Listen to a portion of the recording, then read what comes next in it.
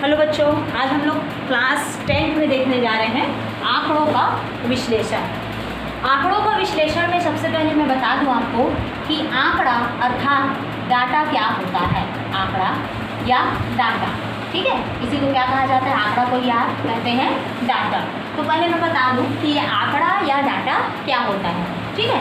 जैसे कि आप लोग अभी 10th क्लास में हैं, है ना, तो 10th क्लास में हम ये देखते हैं कि 14 वर्ष के कितने बच्चे हैं, 15 वर्ष के कितने बच्चे हैं, 16 वर्ष के कितने बच्चे हैं, या इसमें 13 वर्ष के कितने बच्चे हैं। तो हम ये देखते हैं कि इतने वर्ष के बच्चे, इन 4 वर्ग के बच्चे इस कक्षा में हो सकते हैं। ये तो रेयर है, ये बहुत कम लोग हो सकते हैं। मान लो 14, 15, 16 साल के बच्चे कितने हैं, तो इसमें 10 आ गया, इसमें आ गया 15 बच्चे हैं, इसमें आ गया आपके पास 4 बच्चे हैं। तो ओवरऑल अगर 10th क्लास में कितना है 29 यानी 29 बच्चे हैं, तो उसमें 14 वर्ष के कितने बच्चे हैं, 15 वर्ष के कितने बच्चे हैं, 16 वर्ष के कितने बच्चे हैं, ये जानकारी हम अगर इकट्ठा करके रखे रहते हैं, वैसे स्कूल प्रबंधन में हमसे ये जानकारी मांगा जाता है, तो ये जो हम व्यवस्थित करके रखे रहते हैं इतने साल के कितने बच्चे हैं करके, इसी को क्या कहा जाता है? आंकड़ा या डाटा कहा जाता है।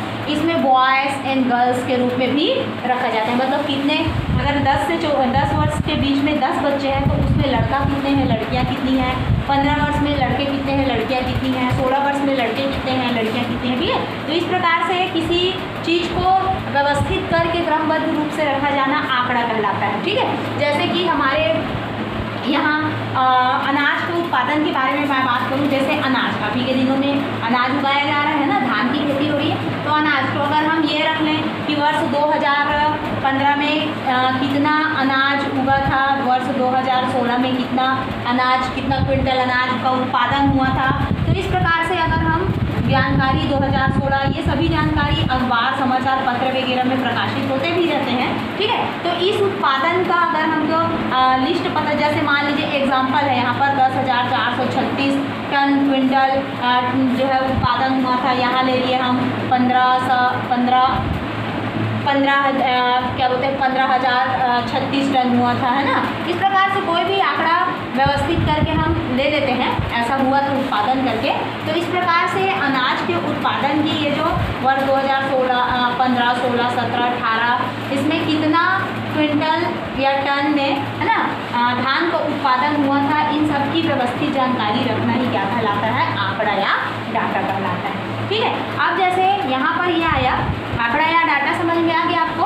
अब यहाँ पर जैसे ये आया कि वर्ष 2015, 16, 17 में इतना उत्पादन हुआ था। मान लीजिए 2019 का भी एक अनुमान लगा लेते हैं कि 2019 में इतना टन जो है चावल का उत्पादन हुआ था। अब हमें ये निकालने के लिए कहा जाए तो बताइए कि हमारे देश में कुल उत्पादन, औसत उत्पादन दर क्या है 2015 से 2019 तक, औसत उत्पादन क्या है।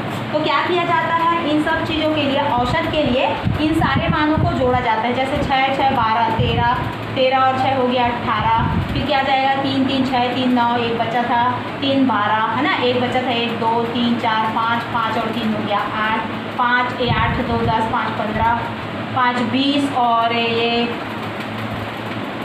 20 आ जाएगा, और 2, 2, 4, 3, 7, 8, 9, 10 और 1, 11।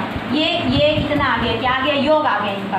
अब हमको क्या निकालना है? औसत कितना उत्पादन हुआ था। तो इनकी वर्ष कितना है? 1, 2, 3, 4, 5 वर्षों में लिए थे, तो इसको बटे 5 कर दिए। अब हम इसको क्या करेंगे? 5 से डिवाइड कर देंगे। तो 5 दूनी 10, 5 दूनी 10, 5 एकम 5, 3 बचेगा, 5 छक्के 30 और फिर 2 बचेगा, 5 पंचे 25। इस प्रकार से कोई भी संख्या आपके पास, है ना, 20 हो गया, फिर 5 एकम करके। तो ये जो नंबर आए इसमें क्या किए हम, जो टोटल आंकड़ा था उन आंकड़ों को जोड़ के जो आंकड़ों की संख्या थी उसी से क्या कर दिए? भाग दे दिए। तो जो हमारे पास आउटपुट आया ये कहलाता है औसत, ठीक है। औसत क्या कहलाता है? औसत। जैसे मैंने कहा 2015 से 2019 के बीच में औसत कितना उत्पादन हुआ, तो हम यहाँ पर अब क्या बात करेंगे? औसत के बारे में बात करेंगे। जैसे कि मैंने आपको कहा कि औसत, तो औसत को ही हम लोग क्या कहते हैं? औसत को ही हम लोग कहते हैं माध्य, और औसत को ही सामान्य हम कहते हैं समांतर माध्य। तो अभी हम देखने जा रहे हैं समांतर माध्य या औसत के बारे में, अर्थमेटिक, है ना, मीन, ठीक है। इसके बारे में हम अध्ययन करने जा रहे हैं। पहला टॉपिक है हमारा समांतर माध्य, औसत या माध्य के बारे में हम देखने जा रहे हैं। तो अभी जैसे मैंने बताया क्या बताया कि समांतर माध्य या औसत निकालने के लिए हमने क्या किया, हमने जो भी हमारे पास आंकड़ा था उसको हम लोग प्रेक्षण बोलते हैं, मतलब प्रेक्षण यानी हमने जो देखा है ना, तो प्रेक्षणों का योग होता है, प्रेक्षणों का योग होता है और बटे होता है प्रेक्षणों की संख्या। ये कहलाता है प्रेक्षणों का योग बटे प्रेक्षणों की क्या कहलाता है, संख्या। ठीक है, प्रेक्षण समान है, समांतर माध्य बराबर प्रेक्षणों का योग और बटे क्या कहलाता है आपका, प्रेक्षणों की संख्या। अब देखिए क्या है, इसका एक उदाहरण हम देखते हैं, समांतर माध्य कैसे निकालेंगे। तो देखिए क्या है कि एक क्या बोलते हैं 7 कर्मचारी हैं, इन 7 कर्मचारियों के वेतन इस प्रकार है, जैसे मतलब एक डिपार्ट है, मान लीजिए कोई एक उत्पादन क्षेत्र है, उस उत्पादन क्षेत्र में 7 कर्मचारी हैं, उन 7 कर्मचारियों के वेतन क्रमशः कितने कितने हैं, तो 1400 है, ठीक है, एक का 1500 है, एक का है 8400, ठीक है, उसके बाद एक का है 8700, 8700 है, एक कर्मचारी का है 9000, है ना, फिर एक जो कर्मचारी है उसका है 9400। इस प्रकार से उस उत्पादन क्षेत्र में 1 2 3 4 5 6 एक कर्मचारी का छूट गया है, कौन सा छूटा हुआ है, 920 वाला, है ना, ये 920, ये 9200 और 9400, ये 7 एक उत्पादन क्षेत्र में 7 कर्मचारियों के वेतन का आंकड़ा हमको दिया गया है। इन आंकड़ों को देखकर हमको क्या ज्ञात करने हैं, औसत ज्ञात करना है। ठीक है, तो औसत ज्ञात करने के लिए सबसे पहले आपको क्या करना होता है, आपको करना होता है प्रेक्षणों का योग। प्रेक्षणों का योग मतलब इन सबको क्या करेंगे, जोड़ देंगे। कैसे जोड़ेंगे, हो जाएगा 1400 धन 1500 धन 8400 धन 8700 धन आ जाएगा 9000 धन 9200 और धन आ जाएगा 9400। चलिए आइए इन सबको जोड़ देते हैं। सबके दहाई और इकाई में तो 0 0 है, दहाई इकाई में 0 0 हो गया। अब यहाँ पर ले लेंगे 4 और 2 6, 7 और 6 13, 13 4 17 और 17 में 5 जोड़े तो 22 और 22 में 4 जोड़ दिए तो 26, बच गया कितना, 2। तो 2 और 1 3 4 8 4 12, 12 में 8 जोड़े 20, 20 में 9 जोड़े 29, 29 में 9 जोड़ दिए तो 38 और 38 में 9 जोड़ दिए तो कितना आ गया, 47। कितना आ गया, 47,600 रुपये। ये प्रेक्षणों का योग आ गया। अब हम निकाल लेंगे प्रेक्षणों की संख्या। तो इनकी संख्या कैसे कितनी है, मैंने जैसे कहा कितने कर्मचारी हैं, 7, तो आ जाएगा 7 कर्मचारी। ठीक है, अब हमें इसका क्या निकालना है, औसत। मैंने बताया औसत, समांतर माध्य, माध्य तीनों एक ही है। इनको इन्हीं समांतर माध्य को इन नामों से, औसत को अन्य 2 नामों से पुकारा जाता है। चलिए, तो औसत बराबर प्रेक्षणों का योग, तो योग कितना आया है, 47,600 और प्रेक्षणों की संख्या कितनी है, 7। ठीक है, प्रेक्षणों का योग और प्रेक्षणों की संख्या। अब चलिए 7 से इसको विभाजित कर देते हैं, भाग दे देते हैं, तो ये आ जाएगा 7 छक्के 42। ठीक है, 7 छक्के 42, 5 बच गया और साथ ही 49 आ जाएगा आपका और 7 अट्ठे 56, 8 बार में आ जाएगा, सीधा सीधा कट जाएगा पूरा पूरा और जीरो। ठीक है, वेतन किस में होता है, हमेशा वेतन तो रुपया में होता है, तो ये क्या लिख लेंगे, रुपये। तो उस उत्पादन क्षेत्र में औसत वेतन क्या है, तो 6,800 रुपये है। इस प्रकार से हम औसत या समांतर माध्य या माध्य ज्ञात करते हैं। ठीक है, समझ में आ रहा है। आइए आगे बढ़ते हैं। आपको बार बार पूछे जाने वाले कुछ प्रश्नों के बारे में मैं आप लोग को बता दूं। जैसे कि बच्चों से पूछे जाने वाले प्रश्न हैं कि प्रथम 10, ठीक है, सम संख्या ले लेते हैं। प्रथम 10 सम संख्याओं का योग ज्ञात कीजिए या औसत ज्ञात कीजिए, औसत ज्ञात कीजिए। प्रथम 10 सम संख्याओं का, प्रथम 10 कैसी सम संख्या, प्राकृतिक सम संख्या, है ना। प्रथम 10 सम प्राकृतिक संख्याओं का क्या ज्ञात करना है, हमको औसत ज्ञात करना है। प्रथम 10, तो प्रथम 10 शुरू कहाँ से होता है हमारा, प्राकृतिक संख्या 1 से शुरू होता है। तो सम संख्या कौन है उसमें, तो 2 है। 2 के बाद कौन है सम, 4, फिर क्या आ जाएगा 6 8 10 12 14 16 18 और 20। ये प्रथम 10 क्या है, प्राकृतिक संख्या। इन प्रथम 10 प्राकृतिक संख्याओं का क्या ज्ञात करने के लिए कहा गया है, औसत। ठीक है, तो आइए सबसे पहले क्या किया जाता है, इसमें मैंने बताया जैसे प्रेक्षणों का योग किया जाता है, तो प्रेक्षणों का योग क्या आ जाएगा, ये आ जाएगा 2 धन 4 धन 6 धन 8 धन, है ना, 10 धन कितना हो जाएगा, 12 धन 14 धन 16 धन 18 धन 20, है ना, 2 + 4 + 6 + 8 + 10 12 14 16 18 एंड 20। ओके, प्रेक्षणों का योग हो गया। फिर प्रेक्षणों की संख्या, प्रेक्षणों की संख्या के बारे में बात करेंगे, ठीक है। इनकी नंबर्स कितने हैं, तो पहले ही कहा गया है 10 संख्याओं को जोड़ना है, तो नंबर कितने आ गए, 10। अब जैसे कि मैंने बताया है समांतर माध्य arithmetic means this is equal to प्रेक्षणों का योग, मतलब जो भी डाटा आपको दिखाई दे रहे हैं उनका प्लस और डिवाइडेड बाय उन डाटा का नंबर्स ऑफ डाटास, है ना, नंबर ऑफ डाटास। तो क्या हो जाएगा, अरे इनका योग तो किया नहीं है, चलिए योग कर लेते हैं। तो इनका योग क्या आ जाएगा, देखिए ये हो जाएगा 20 है, 18 और 2 20, तो 20 और 20 40, और ये 20 हो गया 40 60, फिर कितना आ जाएगा 80, फिर कितना आ गया 100, और ये कितना आ गया 110। ठीक है, योग हो गया। ये आ जाएगा समांतर माध्य 110 और बटे कितना आ गया 10। ठीक है, 10 एकम 10, ये हो जाएगा 10, और फिर कितने बार जाएगा 10 एकम 10, और फिर चला जाएगा 10 एकम 10। ठीक है, तो इन प्रथम 10 प्राकृतिक संख्याओं का समांतर माध्य क्या है या औसत क्या है, तो ये अब समझ में आया। औसत कर, औसत का मतलब होता है उनके ठीक बीचों बीच की, मतलब एक मध्य मान, एक बीच का मान जो कि सभी नंबरों के बीच का होता है, बीच का मान, है ना। चलिए आगे बढ़ते हैं हम। इसी में और आपको पूछा जा सकता है, प्रथम 10 प्राकृतिक संख्याओं का औसत ज्ञात कीजिए, प्रथम 15 प्राकृतिक संख्याओं का औसत ज्ञात कीजिए, प्रथम 10 विषम प्राकृतिक संख्याओं का औसत ज्ञात कीजिए। इस प्रकार से बहुत सारे जो होते हैं प्रश्न समांतर माध्य से पूछा जाता है। ठीक है, आइए एक और समांतर माध्य संबंधी प्रश्न देखते हैं। इसमें बोला जा रहा है कि 8 विद्यार्थियों का भार, चलिए क्या दिया गया है, 8 विद्यार्थियों का भार दिया गया है। 8 विद्यार्थियों का भार क्या क्या है, इन 8 विद्यार्थियों का भार देखिए 30 किलोग्राम है, 32 किलोग्राम है, 33 किलोग्राम है, ठीक है, 38 किलोग्राम है, 37 है, ठीक, उसके बाद कितना है 41 है, फिर 35 है, और फिर क्या दिया गया है 40 है। ठीक है, इन सब के भार कितने में दिए गए हैं, किलोग्राम में दिए गए हैं। ठीक है, विद्यार्थियों का औसत भार ज्ञात कीजिए। तो हमें इन विद्यार्थियों का क्या ज्ञात करना है, औसत भार। औसत भार मीन वैल्यू निकालने के लिए सबसे पहले आपको क्या करना पड़ेगा, प्रेक्षणों का योग, जो भी डाटा आप देख रहे हैं उन सबको प्लस करना है। तो क्या क्या डाटा है देखिए, 30 यानी 30, 32 + 33 + 38 + 37 + 41 + 35 एंड प्लस क्या है 40। ठीक है, आइए सबको प्लस करते हैं, जोड़ देते हैं।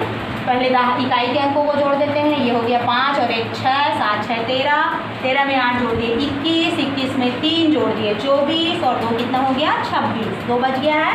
ठीक है, 3 2 5, 5 और 3 8, 8 3 11, 11 3 14, 14 3 17, 17 4 21, और 3 24, और 4 ये कितना आ गया 28।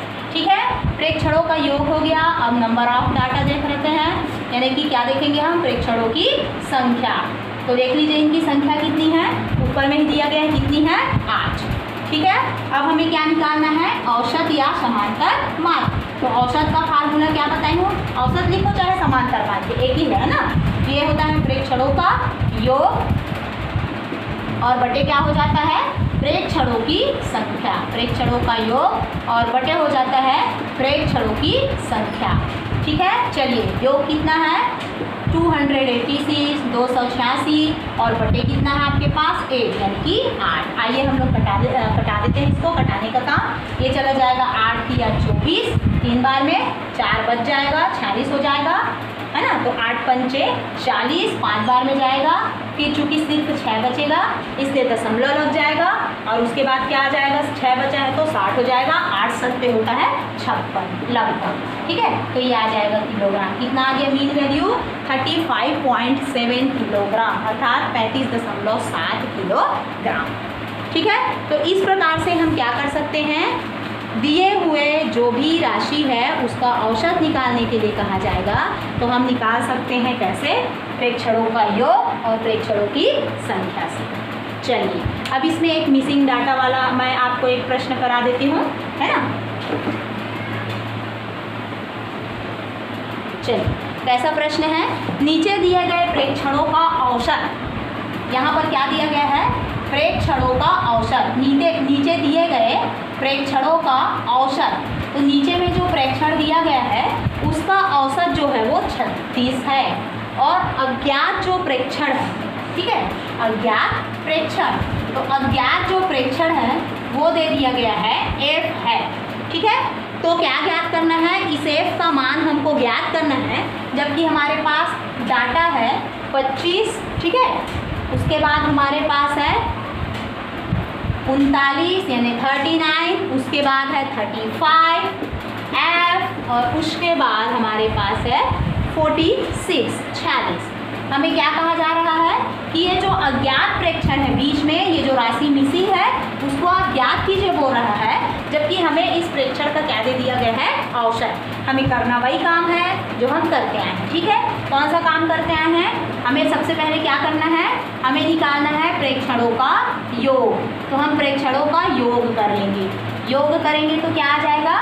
ये हो जाएगा 25 धन 39 धन 35 धन f धन 46। इन सबको जोड़ दीजिए, क्योंकि f एक अलग संख्या है ना, चर राशि है, ये नहीं जुड़ेगा, इसे अलग से लिख लीजिए और बाकी जोड़ लीजिए। कि 6 5 11 9 20 5 25, 2 बचा, ठीक है। तो 4 2 6 6 3 9 9 और 3 12 और 2 कितना हो गया? 14, ठीक है। इनकी संख्या लिख लीजिए, प्रेक्षणों की संख्या। तो प्रेक्षणों की संख्या कितनी है? इनकी संख्या है 3 2 5, ठीक है। अब हम फार्मूला ले लेंगे औसत का। तो औसत बराबर क्या होता है? औसत मतलब प्रेक्षणों का योग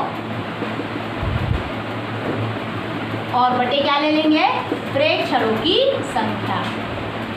प्रेक्षणों की संख्या, योग बटे संख्या, ठीक है। तो औसत हमको पूर्व में पहले ही दिया जा चुका है, कितना है? 36 है। योग क्या है? 145 और घनेफ है, और नीचे में कितना दिया गया है आपका? तो कुल कितने हैं प्रेक्षणों की संख्या? ये है 5। इस f की वैल्यू फाइंड करनी है, निकालनी है। 5 को ट्रांसफर करेंगे, 336 गुणित 5 हो जाएगा बराबर 145 धन क्या लिखेंगे हम? ठीक है।